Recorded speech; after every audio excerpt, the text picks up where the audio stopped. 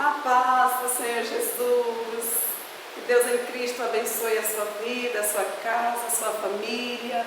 Aonde quer que você esteja, você seja alcançado pela poderosa mão do Senhor dos Exércitos. Que Deus te abençoe.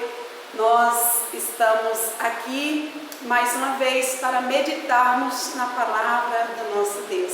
As Escrituras Sagradas nos diz assim, lá no livro de João, no Evangelho escrito por João, no seu capítulo 4 e no seu versículo 14: mas aquele que beber da água que eu lhe der, nunca terá sede, porque da água que eu lhe der, a água que eu lhe der se fará nele uma fonte de água a jorrar para a vida eterna.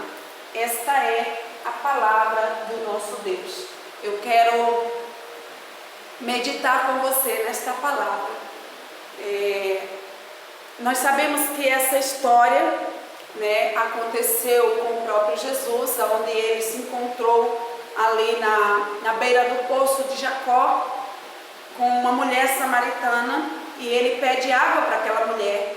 E a mulher, por ser samaritana e observar que ele era um homem judeu, ela questiona como que ele, sendo judeu, estava falando com ela, que era mulher samaritana. E ele, então, se revela para aquela mulher, não diretamente, mas ele diz assim para ela: se você soubesse quem é que está te pedindo água, é você que me pediria. E ele acaba dizendo essas palavras que nós acabamos de ler, que aquele que beber da água que ele der, nunca mais terá sede. E que além disso vai ter uma fonte de água viva, dentro de si a jorrar, para a vida eterna, até que chegue a vida eterna. Então, o que nós entendemos nesse momento, através desse texto? Nós entendemos, irmãos, que nós não conhecemos quase nada sobre o poder de Deus, o poder da palavra de Deus. Nós até falamos sobre, irmãos, mas se nós estivéssemos certos, se nós estivéssemos convictos do poder de Deus que está sobre a nossa vida através da sua palavra, a nossa vida seria menos sofrida. Nós venceríamos, digamos assim, as adversidades com mais facilidade, por entendermos que há um poder sobrenatural, há um poder glorioso sobre nós, que nós estamos longe de compreender. E o que nós entendemos sobre Deus, sobre as Escrituras Sagradas, sempre será pouco. Porque a palavra mesmo vai nos dizer que nós devemos conhecer e prosseguir em conhecer ao Senhor. Então, quanto mais nós conhecemos a Deus, quanto mais nós entendemos sobre Deus, quanto mais nós temos experiências com Deus, mais nós confiamos nele. Aumenta a nossa confiabilidade em Deus à medida que nós nos aproximamos dele. E é importante isso, irmãos, porque às vezes Deus já falou conosco, às vezes Deus já ministrou sobre nós uma palavra e nós ficamos indecisos, nós ficamos,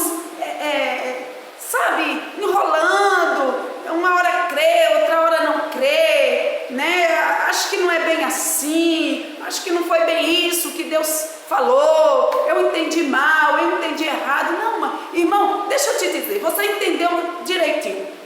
Quem falou com você foi Deus, e por mais difícil ou impossível que seja, ainda foi Deus que falou. Mas não tem possibilidade, tem nada não, Deus falou do mesmo jeito. Mas eu não estou vendo nada acontecer, tem nada não, mas foi Deus que falou, vai acontecer.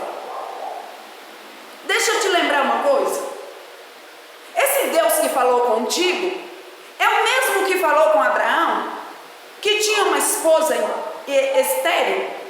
E esse Deus chega para Abraão e promete que Abraão vai ter um filho com aquela esposa que até então era estéril. E deixa eu te falar, ele não curou a esterilidade de Sara para depois fazer a promessa, não. Ele fez a promessa para depois arrancar a esterilidade de Sara. Primeiro ele fez a promessa. Primeiro Deus faz a promessa. Depois ele cria as possibilidades. Depois ele cria as condições. Depois ele te dá os recursos. E eu quero te dizer, Deus já tem tudo preparado. Ele estava em sã consciência. Ele estava muito certo.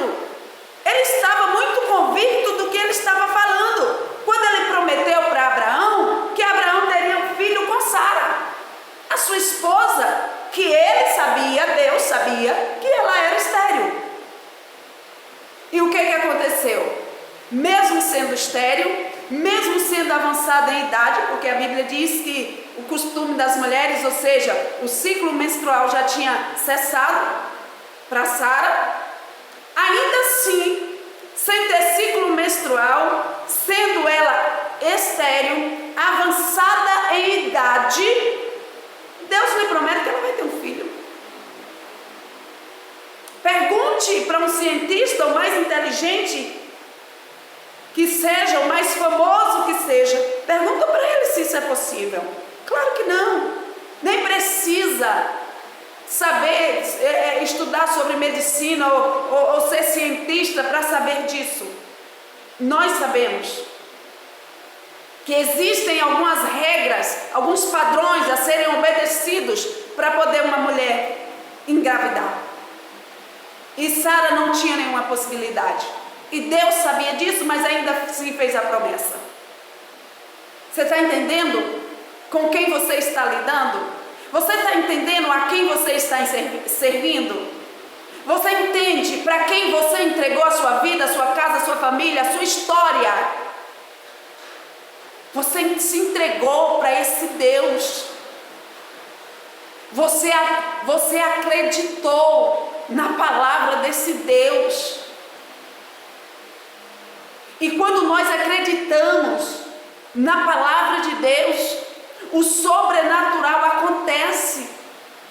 Só acontece milagre aonde há impossibilidade, aonde a condição humana não alcança, não chega. É lá, exatamente lá, que está o nosso milagre. E eu quero te lembrar de uma história que a Bíblia nos conta sobre um homem que era um centurião e um homem importante da sociedade. E a palavra vem nos dizer que esse homem estava com um dos seus empregados doente. E ele manda outros servos seus ir procurar Jesus e falar para Jesus do que lhe estava acontecendo.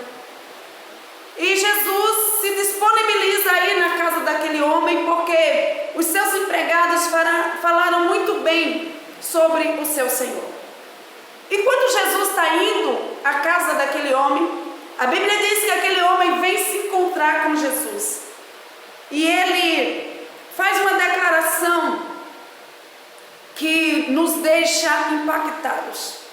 E ele diz para Jesus assim: Senhor, eu não sou digno de que tu entres na minha morada, mas diga uma só palavra e o meu servo será curado. E Jesus, ele fica impressionado com a fé daquele homem.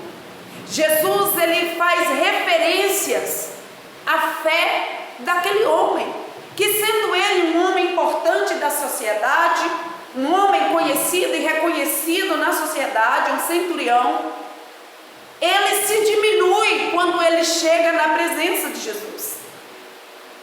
Lá no Antigo Testamento, um homem que é muito conhecido por nós, um rei então, Davi, um certo dia, ele teve uma grande conquista. aquele homem, ele conseguiu resgatar a arca do Senhor que havia sido tomada pelos inimigos de Israel.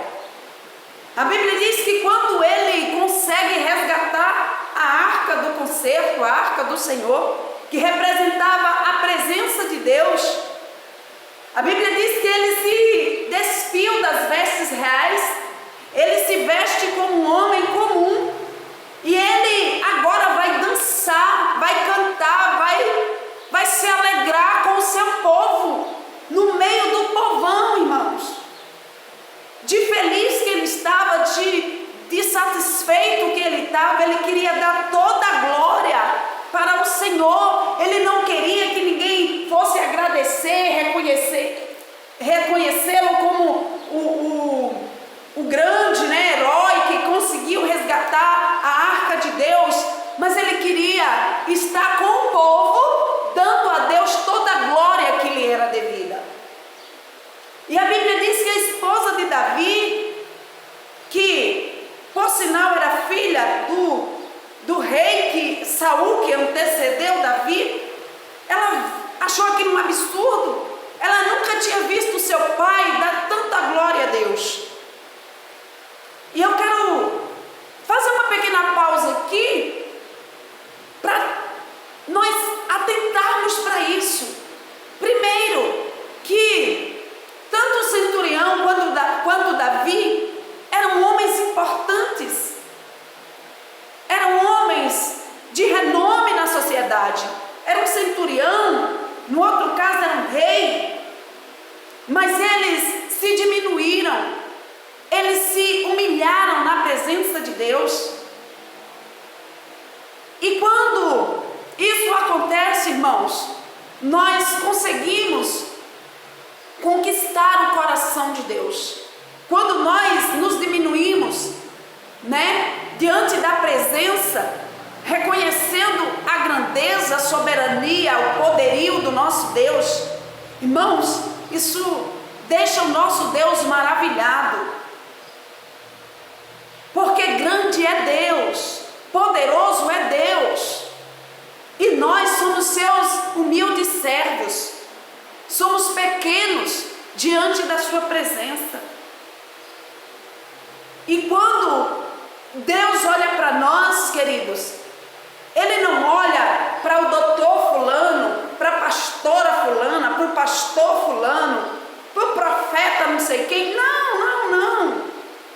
Deus olha para os seus filhos. Deus olha para nós como um pai olha para um filho. Ele é o grande, nós somos os pequenos. Você entende? Ou quando o nosso Deus olha para mim e para você, Ele não está preocupado em saber quantos anos você tem, ou quanto tem a sua conta, ou qual é a marca do seu carro, ou onde que você mora. Não, qual é o seu diploma. Isso não difere para Deus. O que Deus se importa é que nós o reconheçamos como Todo-Poderoso, como o Senhor das nossas vidas, como o grande, como o soberano, porque Ele é tudo isso e muito mais. E Ele é o nosso Pai. Sabe, nós pais, quando nós olhamos para os nossos filhos, não importa quantos anos ele tenha, não importa se já está casado, se já tem filho, não importa. Eu particularmente falo, menino, no meu jeito baiano de falar, no meu jeitinho baiano de falar, eu falo assim, menino, olha a hora. Ô menina, por que você não me ligou? Por que você não fala? Entende? É assim que eu lido com os meus filhos, E eu creio que os pais, as mães que estão aqui vendo esse vídeo também são assim, porque não importa quem são. O filho é doutor, tá bom, mas é meu filho, ele é doutor lá para as negas dele. Eu costumo dizer assim, eu tenho um filho fazendo medicina, na Bolívia, graças a Deus ele está concluindo o curso, e eu sempre digo para ele, desde lá do comecinho, meu filho, tu tudo bem, você pode estudar, vou fazer tudo o que eu puder por você, em nome de Jesus, você será um médico de excelência, eu oro todos os dias, eu faço tudo o que eu posso, né? Nós fazemos como família, fazemos tudo por ele, para que ele, né, alcance, conquiste esse sonho, que é o sonho dele ser médico, né? Mas assim, lembrando que eu continuo sendo a mãe, eu sou a grande, ele é o pequeno, né? É um rapazito de 22 anos, mas é um menino para mim. E quando eu tenho que dar uma bronca, eu dou uma bronca.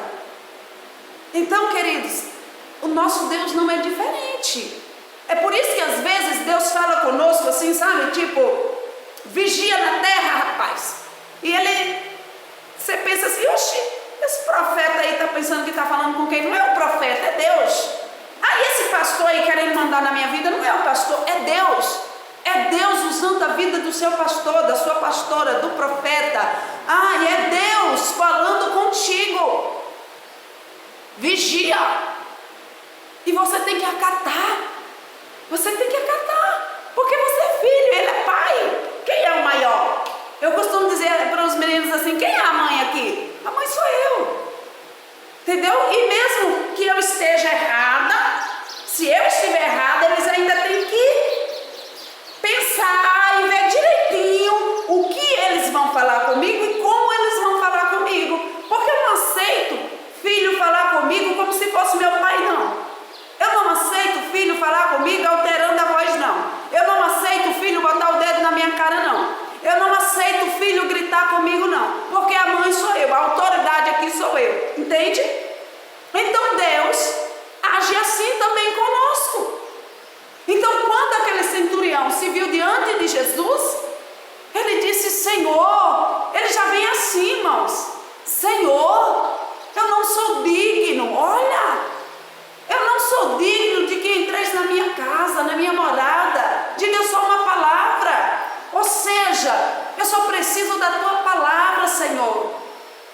Se humilhe diante. A palavra do Senhor diz, humilhai-vos, pois, debaixo da potente mão de Deus, para que no seu tempo Ele possa lhe exaltar.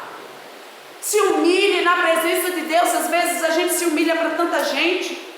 Se humilha para o patrão, se humilha para não sei quem, se humilha para marido, para esposa, para isso, para aquilo. Ah, gente, vamos nos humilhar na presença do nosso Deus. Vamos reconhecer que nós somos pequenos e Ele é grande. Vamos reconhecer que nós dependemos dEle, que todo o poder está nas suas santas e benditas mãos. É isso que nós estamos precisando. É isso que o ser humano na terra está precisando, queridos. E isso, eu não estou falando de religião, não. Eu estou falando de Deus. Eu estou falando do ser humano. Todo ser humano está no mesmo patamar diante dos olhos de Deus. Pode ter o servo, o senhor, o rico, o pobre, o preto, o branco, não importa. O indígena, não importa de que raça eu pertenço, não importa que língua eu falo, não importa se eu sou pobre ou rica, qual classe social eu estou inclusa, importa que eu tenho um Deus poderoso sobre a minha vida e que este Deus, além de ser o meu Senhor, Ele é o meu Pai.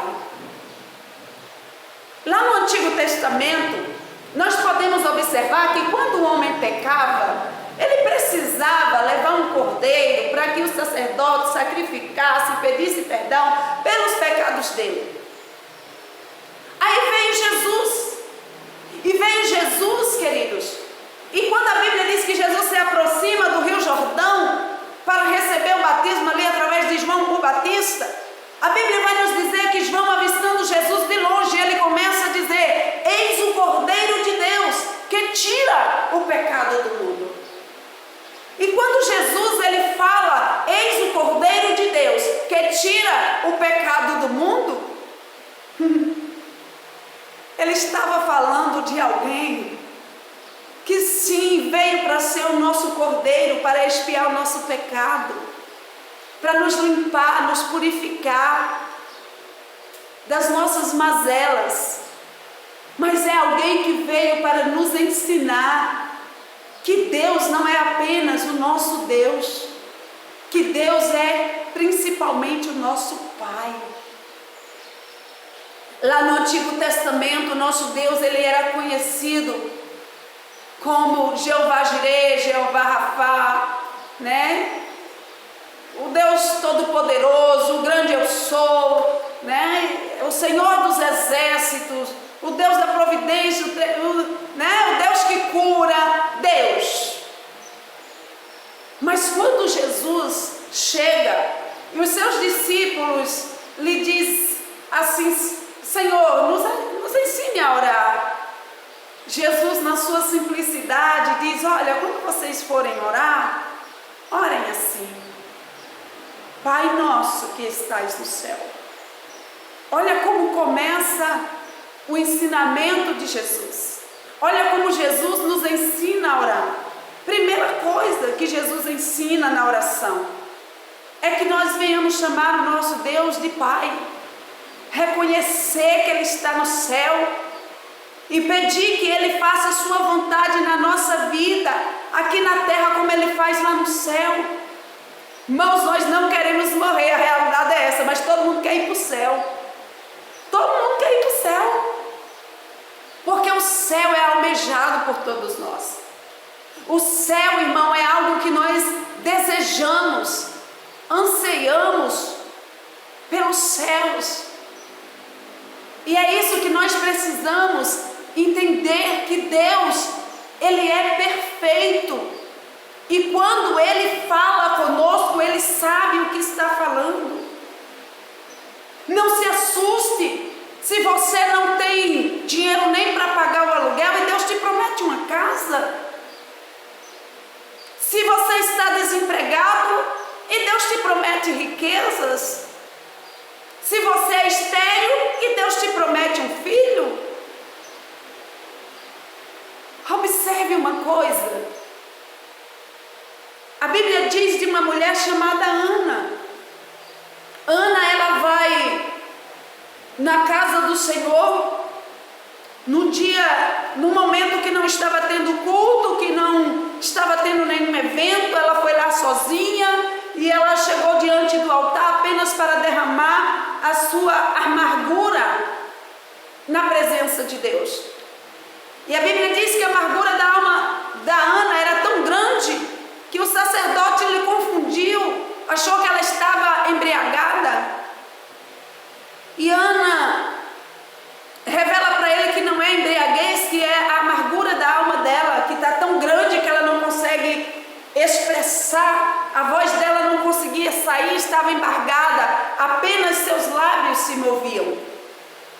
E a palavra do Senhor nos diz que o mesmo sacerdote que confunde Ana com uma mulher embriagada, ele agora libera uma palavra vinda da parte de Deus sobre a vida de Ana e diz: vai, vai, e que o Deus de Israel te conceda a tua petição. Ele abençoa a vida de Ana, ele libera uma palavra de bênção sobre Ana. Irmãos, tantos anos, Ana fazendo ofertas, fazendo sacrifícios, subindo para a festa ao Senhor, e ela não conseguia aquele tão grande milagre que ela desejava. Mas bastou uma palavra da parte de Deus, através do sacerdote ali, sacerdote esse que nós sabemos que já não estava alinhado com os céus, tanto que Deus, um tempo depois, esse mesmo filho que Deus concede a Ana, que até então era estéril, esse mesmo filho se torna um profeta, chamado profeta Samuel, que deixa para nós 2 livros escritos, maravilhosos, para edificar as nossas vidas. Então eu quero te dizer uma coisa, que quando Deus te liberou uma palavra, que quando Deus te fez uma promessa, quando Deus falou algo para a tua vida, Ele sabia exatamente com quem Ele estava falando. Quando Deus falou com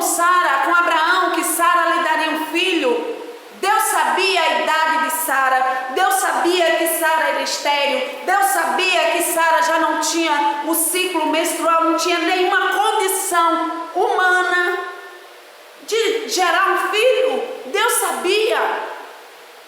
Mas Deus, Ele dá primeiro a palavra e depois a condição, você entende? Se Deus te deu a palavra, a condição é certa. Se Deus te abençoou, assim está escrito, ninguém pode te amaldiçoar, porque ninguém pode amaldiçoar aquele a quem Deus abençoa. Ah, mas o pastor me amaldiçoou, minha mãe me amaldiçoou. Procure entender que a quem Deus abençoa, ninguém pode amaldiçoar. Toda maldição cai por terra na minha e na sua vida, por causa da palavra de Deus que está sobre nós, por causa da presença de Deus que habita em nós. Queridos, nós temos em nós o maior poder do mundo. O ser mais poderoso de todo o universo habita em mim e em você. Você acha isso pouco? A Bíblia diz que nós somos templo e morada do Espírito Santo. Você está vendo por que é importante examinar as Escrituras Sagradas? Você precisa saber o que a Bíblia diz ao nosso respeito. Se a Bíblia diz que ninguém pode amaldiçoar aquele a quem Deus abençoa, você só precisa se preocupar em ser abençoado por Deus. A sua preocupação não pode ser de alguém te amaldiçoar. A sua preocupação tem que ser de Deus te abençoar. Então, entenda que independente, queridos, independente de qualquer coisa, importa é a palavra de Deus. Porque a palavra de Deus, ela não volta vazia. Não volta para Ele vazia. Ela tem que se cumprir. Vai se cumprir aquilo que Deus te prometeu. Vai se cumprir. Porque Deus não faz promessas aleatórias. Deus não libera palavras aleatórias. Se Ele não quiser fazer, Ele não fala. Porque poder Ele tem. Deixa eu te lembrar uma outra história da Bíblia Sagrada. A Bíblia diz que um certo dia, Jesus entra numa cidade e se apresentam diante dele 10 leprosos de uma só vez. Se apresentam aqueles leprosos e a Bíblia diz que eles dizem assim: Senhor, se tu quiseres, tu podes nos tornar sãos, ou seja, tu podes nos curar. Aqueles leprosos reconheciam que Jesus tinha o poder da cura em suas mãos. Bastava tão somente ele querer. Para quê? Para que eles pudessem ser curados. Então, se Deus não quisesse fazer tais coisas na sua vida, na minha vida, Ele não falaria. Se Deus mandou um dos seus servos falar, se Deus está falando contigo através dessa palavra, então recebe, toma posse e vive como uma realidade, porque eu costumo dizer que a palavra que sai da boca de Deus não deveria se chamar promessa, deveria se chamar realidade. Entende? Porque depois da palavra sair da boca de Deus, não é mais uma promessa, querido, isso é uma realidade. Deus levanta Isaías, o profeta Isaías, sabe aquele Isaías que dá umas broncas na gente de vez em quando? Eu amo o profeta Isaías. Deus levanta esse profeta e diz assim: olha, uma virgem vai conceber do Espírito Santo, vai dar à luz a um menino, esse menino vai se chamar Emanuel, que traduzido quer dizer Deus conosco. E Isaías enlouquece e começa a soltar, né? Tudo que Deus vai fazer pela humanidade, por Israel, pelos judeus. Amados, como assim? Como assim? Que uma virgem vai dar à luz a um menino sem coabitar com seu cônjuge, né? com seu parceiro? Como assim? De onde é que esse homem tirou essa conversa? Preste atenção. Deus não vê como o homem vê. Deus não fala como o homem fala. Deus não se coloca dentro dos nossos padrõezinhos humanos, não. Deus é superior. Deus é supremo. Deus é soberano. Deus é soberano, queridos. Deus não segue a nossa lógica, não. Deus, ele anda pelos caminhos dele que são mais altos do que os nossos. Os pensamentos dele são acima dos nossos. Sabe como minha mãe dizia quando você vinha com milho, eu já estava voltando com o fubá? É exatamente isso. Quando a gente está pensando, quando a gente está cogitando a possibilidade, Deus já está com tudo pronto.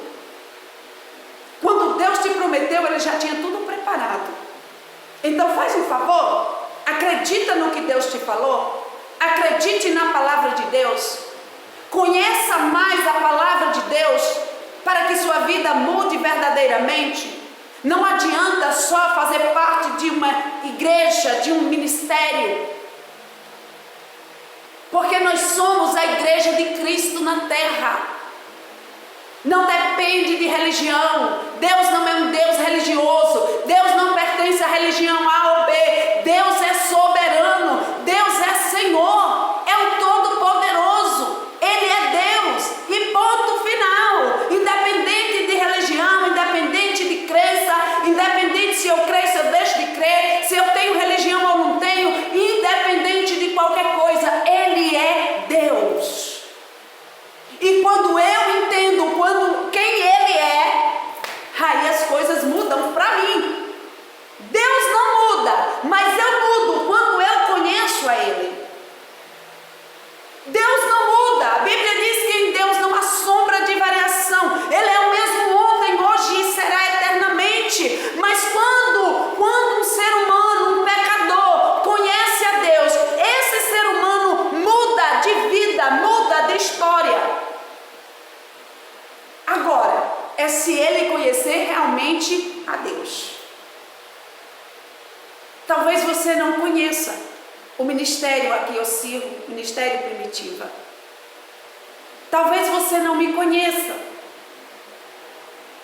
Tudo bem que você não me conheça, tudo bem que você não conheça o Ministério Primitiva. Mas não aceite ficar sem conhecer a Deus. Conheça a quem te criou, que conheça alguém que faz coisas inexplicáveis, para que você possa crer, para que você possa confiar mais, para que você possa acreditar melhor. Quando você lê as Escrituras Sagradas, quando você ouvir alguém pregar sobre isso, sobre a palavra de Deus, você saber quem é que fala contigo. Porque a Bíblia diz que a ovelha, ela conhece a voz do seu pastor. E Davi, esse Davi que se despiu das vestes reais, ficou com vestes de homem comum e pulou no meio do povo, foi para a festa.